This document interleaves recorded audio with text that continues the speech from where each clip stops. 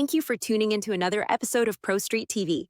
Today we are showing you how to replace a Ford Flex oxygen sensor. Before we begin, hit the like and subscribe button.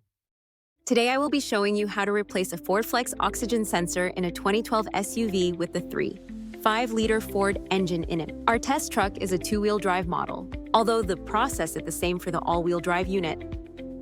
We'll be replacing the front O2 sensor, as that's the one that is the EFI sensor. There are two primary, or upstream O2 sensors in your Ford. These sensors are the ones that your engine computer relies on to deliver the right amount of fuel and adjust for maximum efficiency.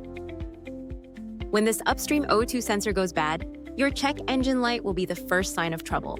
You can use an OBDII scan tool to check your stored DTC trouble code.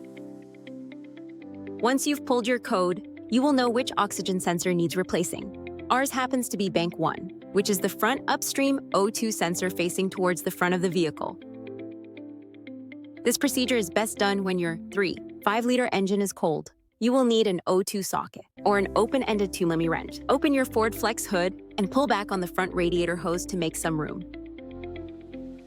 Once you've found the O2 sensor, follow the wiring harness back until you see where it's mounted to the front valve cover. Pull up to dislodge the upstream O2 sensor from the valve cover itself. Now depress the locking tab of the plastic upstream O2 sensor harness. Pull apart to disconnect the upstream Flex oxygen sensor. Now you have freed the O2 sensor from the rest of your engine harness.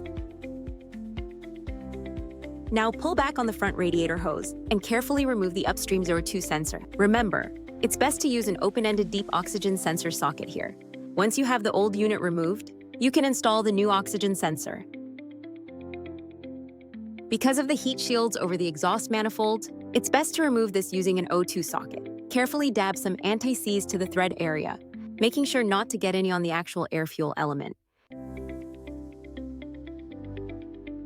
As with all of our write-ups and guides, if you ever feel uncomfortable or are unsure of what's going on, stop, take your vehicle to a professional.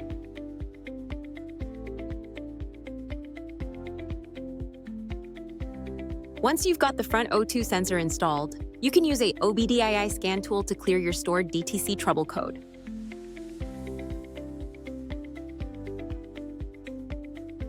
Want more how-to guides and tech tips? Hit that like and subscribe button. And thank you for watching Pro Street TV.